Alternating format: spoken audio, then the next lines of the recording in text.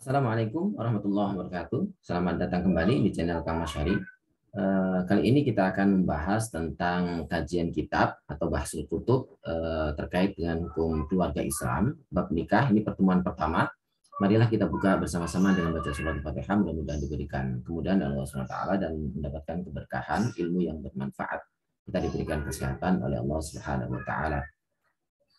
إلى حد مصطفى رسول الله صلى الله عليه وسلم وإلى روح آبائنا ومشايخنا ونحن جميعا بسنة الأحياء والأموات خصوصا مؤلفات الكتاب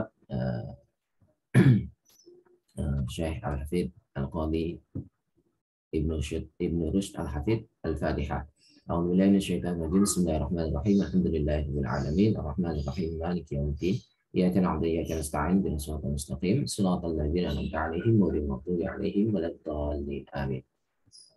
Sebelum kita mulai, alangkah baiknya teman-teman membuka bukunya di teks bagian pertama, ya, supaya pembelajaran lebih maksimal. Baiklah, saya bukakan buku yang dari saya. Kita baca bersama-sama dengan teknik kita baca secara tekstual. Pada kesempatan kali ini, saya akan membacakannya secara tekstual dan terjemahan dan harokatnya. Oleh karena itu teman-teman silakan siapkan buku yang sudah dicetak, di print out, kemudian siapkan pulpen untuk memberi harokat dan makna. Selanjutnya nanti akan saya jelaskan secara kontekstualnya. Bismillahirrahmanirrahim. Pertemuan yang pertama, Kitabun Nikah, pembahasan tentang bab nikah dan ada tambahan kalimat isim, fi'il, dan huruf. Kitabun Nikahi, kitab tentang pernikahan. Wa usul hadal kitab, dan pokok-pokok pembahasan ya, pada kitab ini, gitu ya. Usul ini pokok-pokok pembahasan maksudnya ya. Wa usul hadal kitabi, dan pokok-pokok pembahasan kitab ini atau bagian ini kan hasiru terfokus ya, terfokus atau teringkas dalam gitu ya, fi khamsati abwabin, dalam 5 bab, fi khamsati abwabin, dalam 5 bab. Al-babul awwalu boleh, al-babil awwali boleh ya. Kalau al-babul awwalu ini jadi mubtada. Al-babul awwalu, bab yang pertama, fi muqaddimatin nikahi, terkait dengan atau tentang pendahuluan-pendahuluan dalam pernikahan atau pengantar dalam pernikahan. Al-babu tsani, bab yang kedua, fi mujibati sihhatin nikahi, tentang hal-hal yang menjadikan nikah itu sah. Al-babu tsalitsu, bab yang ketiga,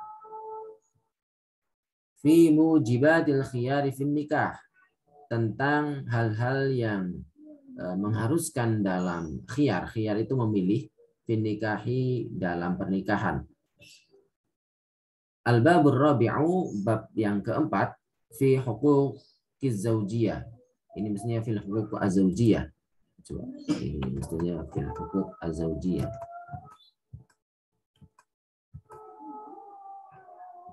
Fil huquqiz zaujiyah, dalam hak-hak suami istri atau adalah hak hubungan suami istri gitu ya. Al-babul khamisu, bab yang kelima gitu ya. Tadi bab yang terakhir dalam kitab ini.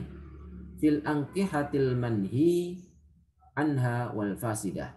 Fil ankihatil manhi anha, tentang nikah-nikah yang terlarang, wal fasidah, dan yang rusak. Yang rusak itu yang batal gitu ya. Dan lanjutkan. Saya akan baca secara cepat ya, karena nanti terkait dengan durasi. Nah, kalau ingin mendapatkan bila ketinggalan memberikan makna dan harokat, silakan diulang video ini. Kita masuk pada bab pertama. Al-babul awwalu fi muqaddimatin nikahi. Al-babul awwalu, bab yang pertama, fi muqaddimatin nikahi, membahas tentang pengantar-pengantar dalam pernikahan.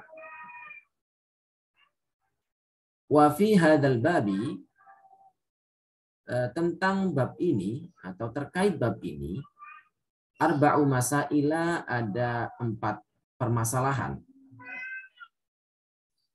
Saya perbesar ya supaya lebih jelas. Yang pertama fi hukmin nikahi, bukan fi hukmin nikahi ya ini ya. Iya benar. Fi hukmin nikahi, terkait dengan hukum nikah. Nah, nanti kalau diharokati hikam nanti akan berbeda maknanya. Kalau hukmun itu hukum, kalau hikamun jamaknya hikmah, kebijaksanaan atau manfaat ya. Fi hukmin nikahi, tentang hukum nikah. Ini yang pertama. Wa fi hukmi khutbatin nikahi, dan hukum khutbah nikah. Ini yang kedua, membahas tentang hukum khutbah nikah. Wa fil khut, nah ini saya ulangi lagi. Wa fil khitbati alal khitbati. Wa fil khitbati, dan khitbah. Khitbah itu beda dengan khutbah. Kalau khutbah itu memberikan nasihat gitu ya. Tapi kalau wa fil khitbati, dan dalam lamaran, alal khitbati, atas lamaran orang lain gitu ya. Dan permasalahan yang keempat, wa fin nadhari ilal makhtubati qabla tazwiji. Wa fin nadhari, dan tentang melihat atau memandang ilal makhtubati, terhadap perempuan yang dikhitbah, perempuan yang dilamar, qabla tazwiji, sebelum pernikahan, sebelum perkawinan. Dan nanti ada khitbah, ada khutbah gitu ya. Kalau khutbah pakai kha di dhammah itu berarti khutbah, artinya nasihat pernikahan. Sementara khitbah itu adalah lamaran. Kita lanjutkan. Fa amma hukmun nikahi faqala qaumun. Fa amma hukmun nikahi, adapun hukum nikah. Faqala qaumun, maka sebagian kalangan gitu ya, sebagian kelompok mengatakan huwa, nikah itu mandubun ilaihi, hukumnya dianjurkan atau sunnah gitu ya. Wahumul jumhuru, wahum, dan mereka, kaum yang dimaksud di sini adalah al-jumhuru, mayoritas ulama. Wa qala ahlu dzahir, sementara ahli tekstualis berkata, qala berkata, ahlu dzahiri, ahli tekstualis atau kalangan tekstualis, huwa wajibun, hukum nikah itu wajib. Pendapat ketiga, waqalatil mutaakhiratu minal malikiyati, waqalatil mutaakhiratu, dan kalangan kontemporer atau kalangan ulama belakangan, yang terbelakang, yang belakang ini ya, yang kontemporer, minal malikiyati, dari madzhab Malikiyah. Jadi madzhab Maliki yang pendapat kontemporer itu mengatakan huwa fi haqqi ba'din nasi wajib. Huwa, nikah itu fi haqqi ba'din nasi, dalam atau bagi sebagian orang gitu ya. Nikah itu bagi sebagian orang wajibun, hukumnya wajib. Wa fi haqqi ba'dihim mandubun ilaihi. Wa fi haqqi ba'dihim, sementara bagi sebagian yang lain ya, mandubun ilaihi, hanya disunahkan. Wa fi haqqi ba'dihim mubahun, dan bagi sebagian yang lain nikah itu bisa menjadi mubah saja atau boleh. Nah, kok bisa berubah-ubah? Ya, menurut pendapat Malikiyah yang kontemporer, nikah itu tergantung kemaslahatan atau tergantung kondisi masing-masing pasangan. Ya. Artinya kondisional. Bisa jadi dia seseorang itu wajib, ya, bisa jadi seseorang itu sunnah, bisa jadi bagi seseorang yang lain itu mubah atau boleh saja. Dan wadzalika, dan itu bihasabi ma yakhafu ala nafsihi minal adab. Ya, bihasabi ma yakhafu, tergantung yang dikhawatirkan ala nafsihi, atas diri orang tersebut, minal anati, dari perzinaan. Jadi ya, kalau orang itu semakin takut zina maka semakin wajib gitu ya. Tapi kalau santai nggak takut zina maka bisa mubah. Tapi kalau dia itu antara keduanya, tidak terlalu takut tapi biasa-biasa saja, tapi dia juga butuh menikah gitu ya, maka dia menjadi sunnah saja. Kok bisa berbeda seperti itu? Ada 3 pendapat. Wasababu ikhtilafihim, dan perbedaan pandangan di antara mereka disebabkan oleh, atau wasababu ikhtilafihim, dan sebab perbedaan pendapat antara mereka, hal tuhmalu, apakah diarahkan atau dimaknai, ya, ataukah tuhmalu itu di apa ya,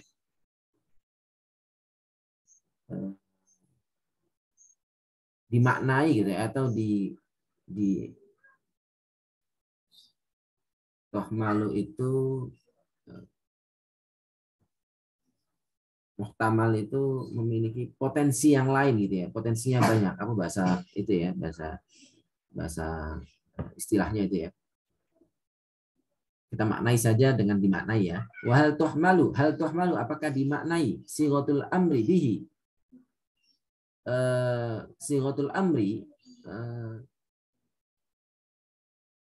bentuk perintah bihi tentang pernikahan, ya, fi qaulihi ta'ala, terkait dengan firman Allah Subhanahu wa taala, di dalam firman Allah Subhanahu wa taala, fi qaulihi ta'ala, dalam firman Allah Subhanahu wa taala, fankihu ma taba lakum minan nisa'i. Di sini ada kata fankihu ma taba lakum minan nisa'i yang artinya secara tekstual fankihu, maka nikahilah oleh kalian. Ini yang perintah amar.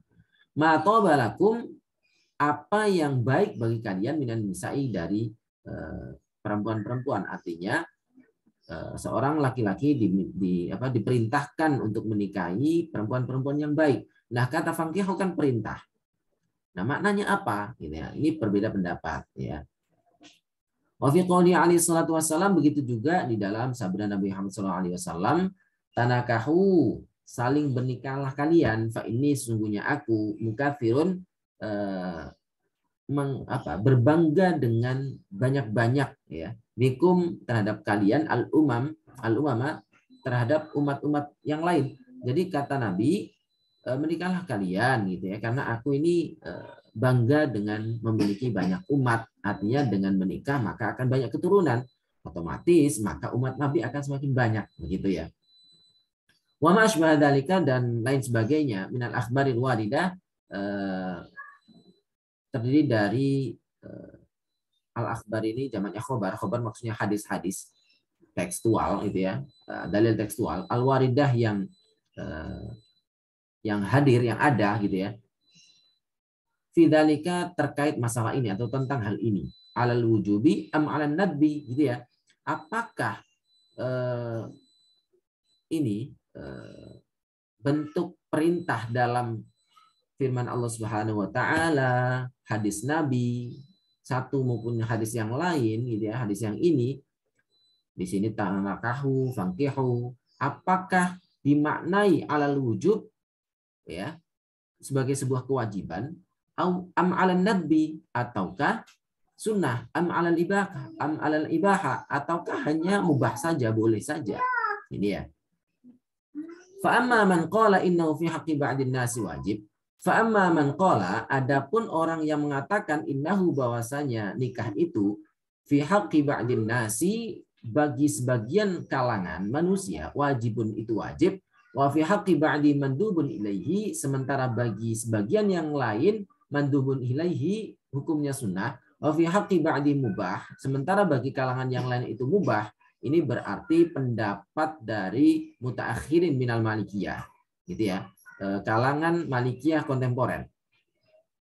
Fahuwa, pendapat ini, iltifatun, itu melihat atau menoleh atau mempertimbangkan, ya, ilal maslahati, pada kemaslahatan. Jadi lihat kondisional gitu ya. Kalau secara maslahat itu bagaimana gitu ya. Apakah dia lebih baik menikah, ya, ataukah menikah itu sangat dianjurkan sehingga dia wajib, ataukah menikah tidak ya biasa-biasa saja maka menjadi mubah gitu ya. Maka lihat kondisi. Jadi ini menggunakan dalil maslahat gitu ya. Wa hadzal naw'u, dan jenis ini, minal qiyasi, bagian dari qiyas. Wa huwa alladhi yusammal mursal, qiyas mursal. Ya. Qiyas yang mursal, maksudnya ya ini maslahah mursalah gitu ya maksudnya ya. Kenapa disebut dengan qiyas? Qiyas itu kan penganalogian. Kenapa disebut dengan mursal? Karena tidak secara termaktub langsung dari Al-Quran, sehingga dia mursal. Mursal itu terlepas, ya, terlepas atau tidak ada cantolan hukum secara tekstual, tetapi secara implisit gitu ya. Tidak secara eksplisit diterangkan di dalam Al-Qur'an maupun hadis, tetapi di sini namanya maslahah mursalah gitu ya. Nah, atau disebut dengan qiyas mursal. Wa huwa alladzi, yang dimaksud dengan qiyas mursal yaitu laisa lahu aslun muayyanun yustanaddu ilaihi. Ya. Di mana permasalahan ini laisa lahu aslun, tidak memiliki sandaran, ya. Sandaran atau dasar muayyanun yang tertentu secara eksplisit gitu ya, yustanaddu ilaihi yang dijadikan pedoman. Ya. Wa qad ankarahu katsirun minal ulama, dan penggunaan dalil semacam ini, maslahah mursalah ini, angkarahu tidak disetujui atau tidak disukai gitu ya, atau tidak dipakai katsirun minal ulama'i, oleh banyak ulama gitu ya. Akan tetapi wadzahiru, tetapi secara tekstual, secara lahiriah, secara zahiriah, min madhabi Malik al-qaulu bihi, yaitu ini adalah di antara pendapat Imam Malik ya, al-qaulu bihi, yang berpendapat seperti ini. Jadi Malikiyah ini ya pendapatnya seperti itu. Ya, ada yang mengatakan nikah itu pendapat pertama wajib, ada yang mengatakan sunnah. Ya, ada yang di sini ya, ada yang mengatakan wajib, ada yang mengatakan sunnah. Menurut mayoritas ulama bilang mandub. Ini ya, ini pendapat pertama mandub ya. Ini pendapat mandub ini mayoritas jumhur ulama ya. Jadi pendapat pertama mandub, disunahkan, ini menurut mayoritas ulama. Sementara menurut al-Dzahir ini wajib, al-Dzahir wajib. Nah, ini al-Dzahir wajib. Sementara pendapat terakhir Malikiyah, mutaakhirah minal Malikiyah, nah ini hukumnya adalah kondisional, tergantung masing-masing orang itu, gitu ya. Nih, saya petakan menjadi 3 pendapat, gitu ya. Pendapat pertama dari mayoritas ulama sunnah, menurut ahli dzahir atau dzahiriyah atau kalangan tekstualis wajib. Sementara menurut Malikiyah itu tergantung kondisi masing-masing ya. Bahkan tidak hanya 3 kondisi masing-masing. Ini kan hanya disebutkan 3, wajib, sunnah, kemudian mubah. Ada juga bisa jadi makruh, bisa jadi haram, tergantung kondisi masing-masing gitu ya. Seperti itu. Wallahu a'lam bishawab. Jadi hukum nikah itu tergantung pendapat siapa. Itu pendapat pertama menurut mayoritas ulama sunnah, menurut ahli dzahir wajib, tapi menurut kalangan Malikiyah itu adalah kondisional, tergantung masing-masing orang, gitu ya. Itu ringkas kata. Nah, ini disebabkan oleh perbedaan pandangan di antara para ulama terkait memahami amr ini. Amr ini perintah, makna perintah di dalam firman Allah Subhanahu wa taala fankihu ya, dan juga dalam sabda Nabi Muhammad SAW tanakahu. Ini kan perintah. Dalam usul fikih itu kan al aslu fil amri lil wujub. Perintah itu hukum asalnya itu adalah kewajiban. Tetapi ternyata ada beberapa qarinah atau hal-hal yang bisa menjadikan wajib itu tidak menjadi wajib. Perintah tidak lagi menjadi wajib. Ya, bisa menjadi sunnah, bisa menjadi mubah dan lain sebagainya. Wallahu a'lam bishawab. Pembahasan berikutnya kita identifikasi terkait dengan ini ya. Di sini adalah kalimat isim, fi'il, dan huruf. Jadi kalimat dalam bahasa Arab itu ada isim, fi'il, huruf. Isim itu kata benda, gitu ya. Fi'il itu kata kerja, huruf itu kata yang bukan kata benda, bukan kata kerja. Dan ini menjadi kata sambung gitu ya, kata pelengkap atau kata sambung atau sandangan gitu ya. Oke, kita identifikasi ya. Kitab an-nikah, kitab itu kata benda berarti isim ya. Oke lah, kita sekarang identifikasi dengan menggunakan warna. Oke, kalau saya kasih warna isim berarti hitam ya. Kitab an-nikah sama-sama hitam ya, ini ya. Ini isim karena kata benda, kitab an-nikah, nikah. Ini kata benda. Kitab an-nikah kata benda.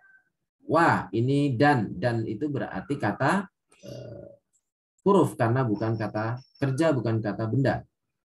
Ya, kita kasih tanda warna huruf itu merah, huruf merah. Usul, pokok-pokok berarti kata benda. Ya, Hada, ini kata benda, ya. Alkitab, kata benda, kitab. Tanhasiru, terfokus atau apa ya, teringkas, ya berarti kata kerja gitu ya, kata kerja. Oke, kasih warna biru misalnya ini ya. Fi, di dalam atau di, maka di sini bukan kata kerja, bukan kata benda, maka huruf. Oke, merah. Khomsah, 5, berarti kata benda. Abwab, kata benda. Al-babul awal, kata benda. Fi, tentang, merah, kita merahi huruf. Muqaddimat, itu pengantar-pengantar, maka di sini kata benda. An-nikah, kata benda, kata hitam. Al-babul tsani, kata benda. Fi, huruf, ya, kalau kita merahi. Dan seterusnya. Ini bagi latihan. Intinya adalah kalimat isim kita identifikasi, kalimat fi'il kita identifikasi, kalimat huruf itu kita identifikasi. Sehingga kita tahu mana kalimat isim, fi'il, dan huruf yang menjadi tujuan kita mempelajari di pertemuan pertama ini. Untuk kaidah kebahasaan atau struktur tata bahasanya, kita pertama yang penting adalah mengenali bahwasanya di setiap bahasa Arab itu ada terdiri dari 3, antara isim, fi'il, atau huruf. Mana isim, mana fi'il, mana huruf, kita harus tahu gitu ya, dan bisa mengidentifikasinya gitu ya. Demikian pembahasan kita pada kesempatan hari ini, mudah-mudahan bermanfaat. Selanjutnya kita sudahi, dan silakan dibaca berulang-ulang bila mana belum memahami dan masih ada yang terlewat, dan silakan disimak secara baik-baik, mudah-mudahan bermanfaat. Marilah kita bersama-sama baca hamdalah. Alhamdulillahirabbil alamin. Jangan lupa like, subscribe, dan share. Tonton sampai habis. Bila mana kurang bila mana dirasa terlalu cepat, silakan diulang lagi videonya supaya nanti bisa maksimal untuk memahami materi pada kesempatan hari ini. Demikian, wallahu muwaffiq ila aqwamit thoriq. Wassalamualaikum warahmatullahi wabarakatuh. Salam semangat.